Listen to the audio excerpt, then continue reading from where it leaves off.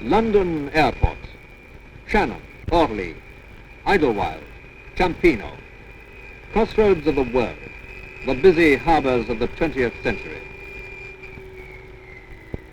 London Airport often handles 600 aircraft in one day.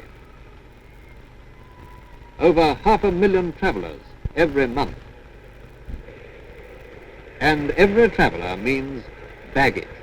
Baggage of all vast quantity, that the only practical method of transit is mechanical handling.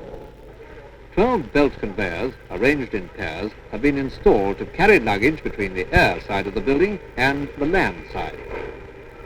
These conveyors have been designed to handle almost anything a passenger might bring with him in the way of baggage or gear, from a push bike to a pair of skis.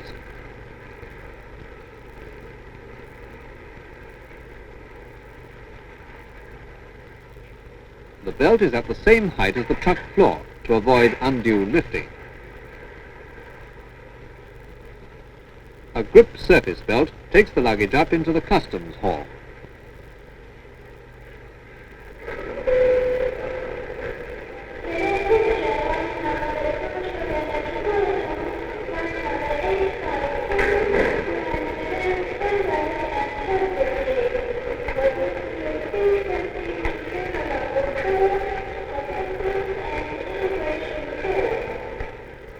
As the customs inspection is completed, the baggage is taken out of the customs hall and down to the land side of the building.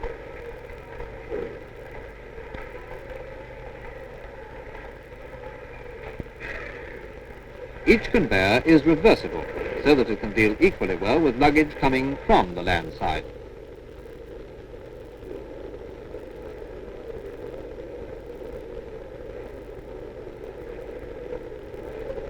The conveyors at London Airport were designed solely for this particular job. Individual design for each new problem in handling is an important principle, for it is the only way to achieve a fully efficient conveyor system.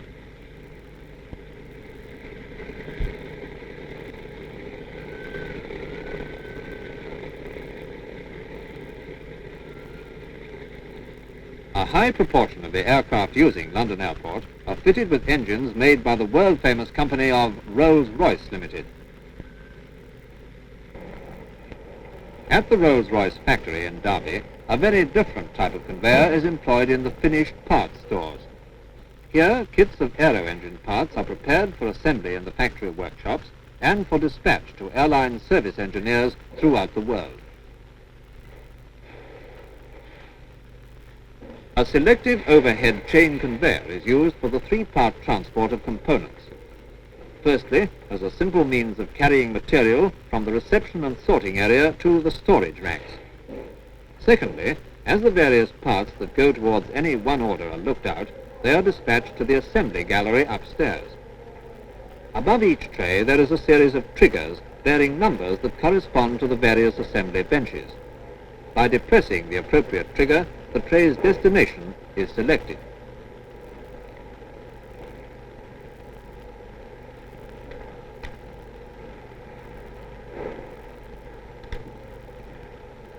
Upstairs in the assembly gallery, the component parts are made up into kits. Each operator has his own receiving station. When a tray arrives at its particular station, it is automatically tipped and its contents conveyed to a horizontal roller bench. This requires no effort on the part of the operator. If for some reason an operator does not wish to receive any materials, his station may be rendered inoperative by setting a lever to the off position. Then, any trays for this station will not be discharged, but will remain in circulation until the lever is returned to its normal position.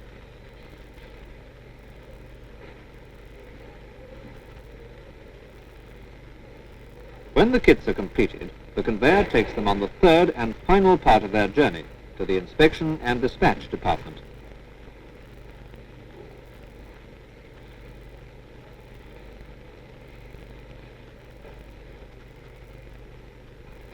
The installation of this conveyor enabled Rolls-Royce to house in one shop stores that previously occupied 3 buildings.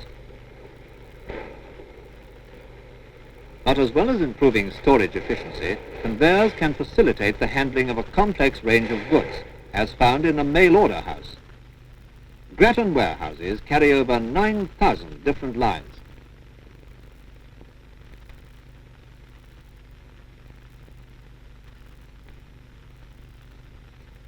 Because there are so many different lines, their new warehouse in Bradford has the storage and assembly bays split into 3 sections.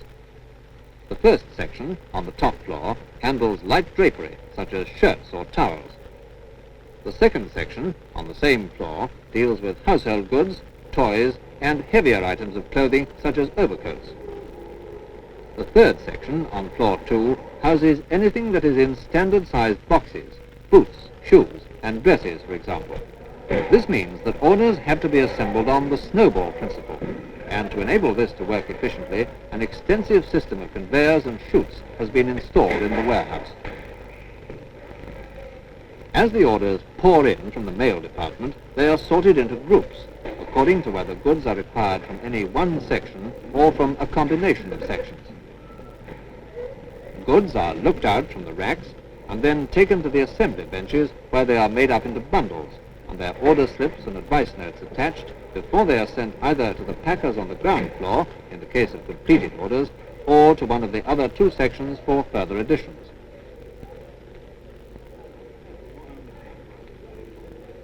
In section number 1, there are 3 low-level belt conveyors, one taking completed orders to the packers, the others taking incomplete bundles to sections 2 and 3 respectively.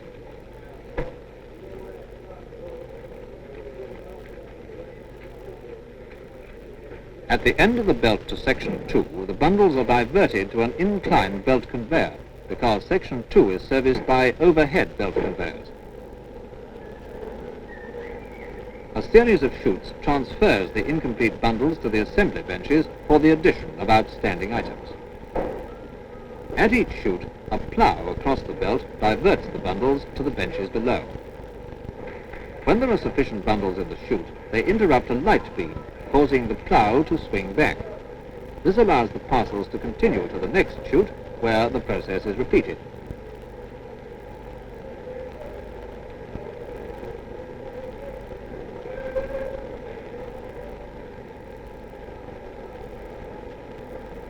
A time switch at each chute ensures even distribution of parcels along the whole conveyor. Bundles requiring goods from number 3 section are placed on a low-level belt conveyor to be taken by way of a spiral chute to the floor below.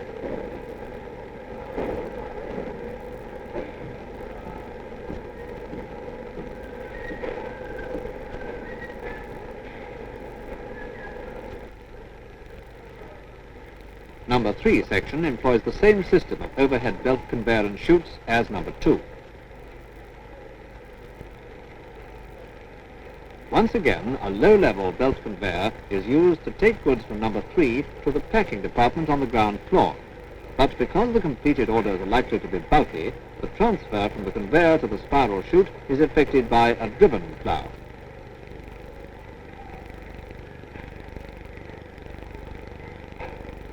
In the packing department, a high-level belt conveyor is employed, but this time in conjunction with a travelling plough. This plough travels backwards and forwards along the conveyor, pushing the bundles onto a glacis. On its return, the plough travels slower than the belt, so that the bundles are diverted during both parts of the plough's journey.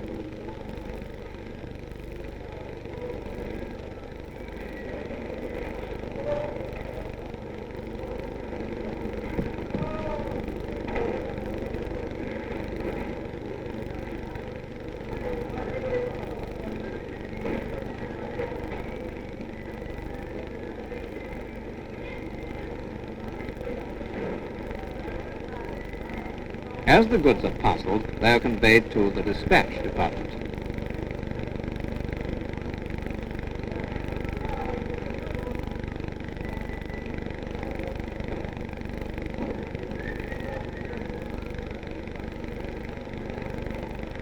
The parcels are weighed and either passed to GPO staff employed on the premises or sent for dispatch by road or rail.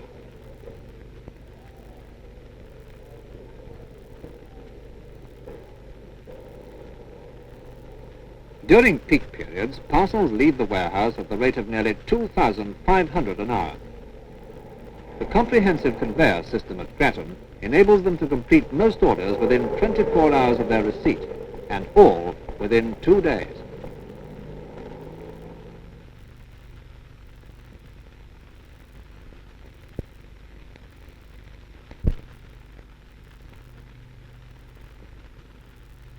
In their goods inwards department, Grattan warehouses use a tow trucks or truck haulage system to transfer goods from the reception area to the reserve stock fixtures. Passing through the storage area is a continuously circulating overhead chain to which can be attached a fleet of trucks. A similar truck haulage system is also used in one of the Nottingham warehouses of Boots, the chemists, where orders from their 1,300 branches are assembled from many thousands of different lines, ranging from surgical dressings to sunglasses. Like the conveyor at Rolls-Royce, the tow truck system performs 3 functions. Firstly, it brings incoming goods to the central storage area. Secondly, such things as empty containers can be allowed to circulate until required by the warehouse staff. And finally, the trucks take the completed orders from the packing benches to the dispatch end of the warehouse.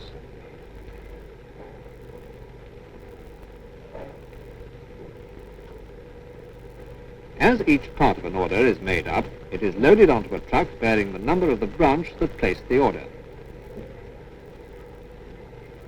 When the order is completed, the truck is attached to the overhead chain to be taken to the dispatch section.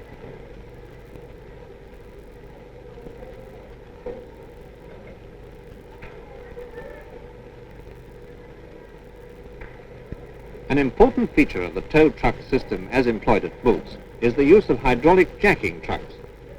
This enables the orders to be accumulated at one point on stillages so that each order can then be treated as a unit load. At the dispatch point, the truck is released from the conveyor by lowering the mast, thus disconnecting it from the chain.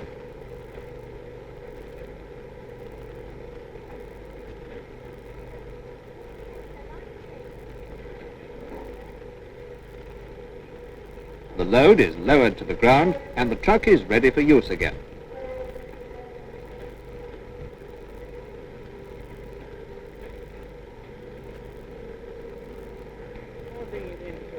In a warehouse handling such a wide variety of goods and subject to fluctuating demands, the tow trucks system has combined many of the advantages of conveyors with the handiness of trucks.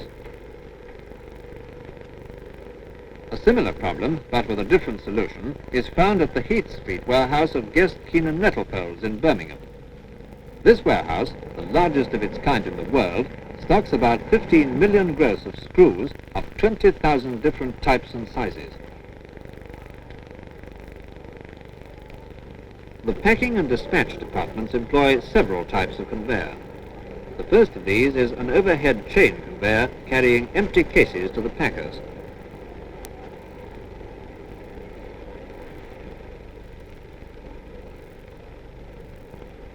Cases of different sizes are loaded onto the conveyor so that any required size is quickly available to the packers.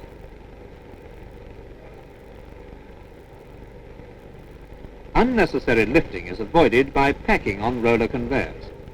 Immediately upon the installation of this system, the packers increased both their output and their earnings because of the reduction of fatigue. The cases are fed directly onto a slat conveyor running the length of the packing department to the dispatch section. To avoid the twin dangers of congestion and the mixing of consignments on the slat conveyor, a locking device is installed at the end of each roller conveyor.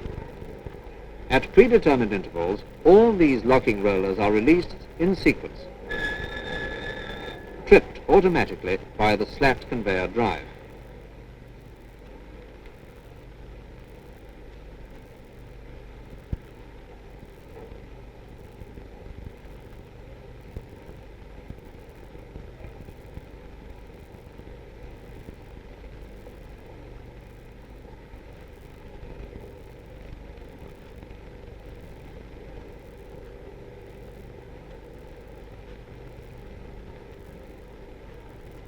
A similar system is employed in the export section.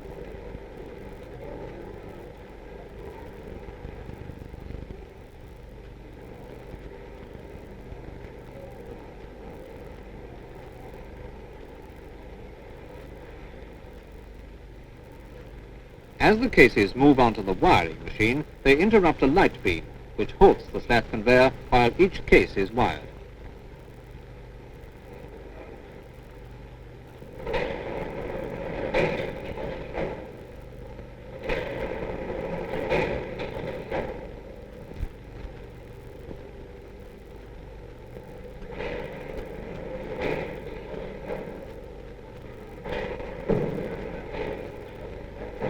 The cases are weighed and passed to a revolving turntable where they are sorted according to their dispatch instructions. One man only is required to sort the entire out of the warehouse. The cases are pushed off the turntable onto belt conveyors leading to the road and rail loading bays. These conveyors rise to ceiling height, thereby freeing space for the storage of items awaiting completion.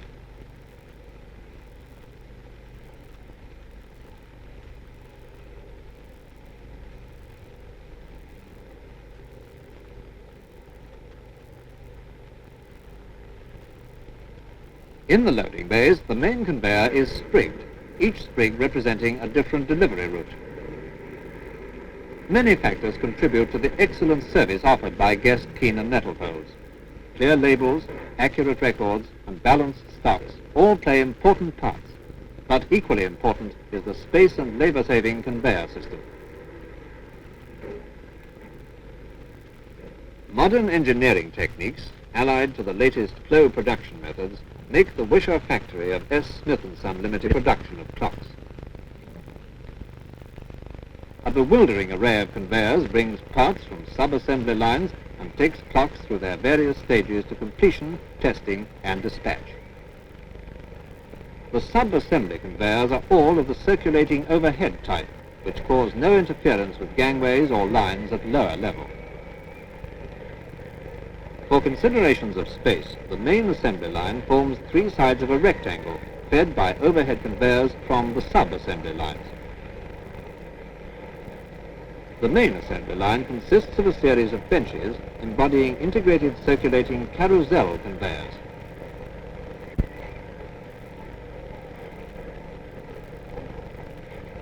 Not only does the conveyor transport parts in the normal way, but in addition it helps saving the work of 6 people.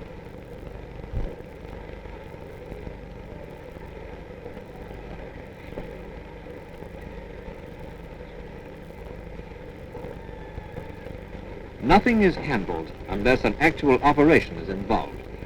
To this end, transfer points are combined with inspection points, so that both operations are effected with one handling.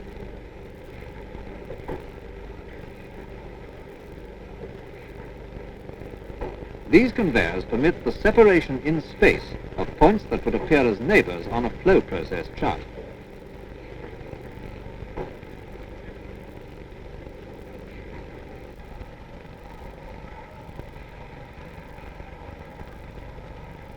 The use of circulating conveyors ensures that whilst work is always to hand when required, the conveyors do not act as pacemakers.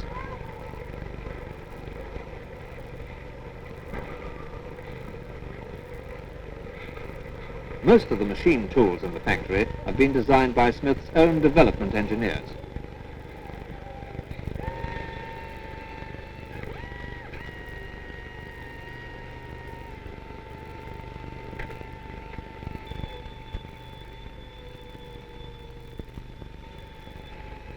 Faults are eliminated by the checking of each movement before it is transferred from one carousel to the next, thus eliminating lengthy inspection at the end of the line.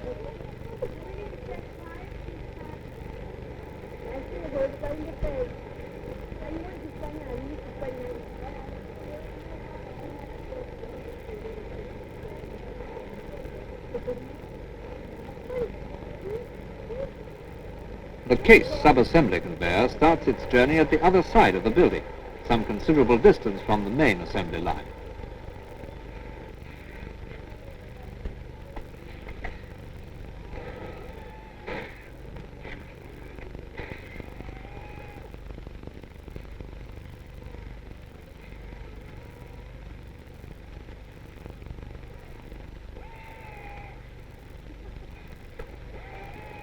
These machines fix together the case, the glass and the bezel, screw on 4 nuts and rewind both the alarm and time springs.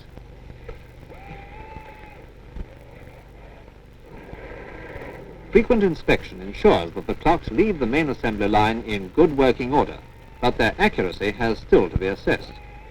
This is done by means of a conveyor that takes exactly 24 hours to complete its circuit.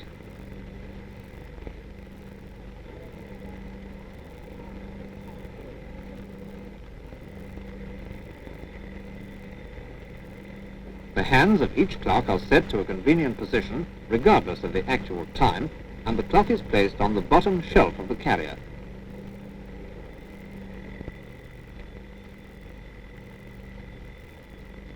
On the following day, the clock will arrive at a point slightly before that at which it was loaded. If the clock has kept good time, it is transferred to the top shelf for packing. If not, it is regulated, reset, and then placed on the second shelf for a further 24-hour test.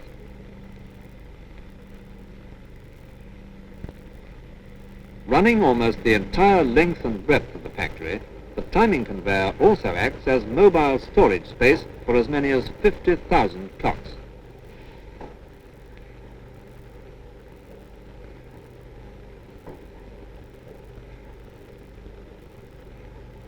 At the point where the clocks are removed for packing, the operators are unable to take any clock that is still under test. With the clock coming off the assembly lines every 2.5 seconds, the Wishaw factory is an outstanding example of the way that an efficient conveyor system can be used to adapt an existing building to the needs of modern quantity production. The use of mechanical conveyors can result in greatly increased output with a saving of both space and physical effort, particularly when the conveyor layout is specifically designed to suit the job. Ideally, such an installation is the outcome of close collaboration of management, staff, and often the architect with the mechanical handling engineer. In this way, a system can be designed to ensure full efficiency.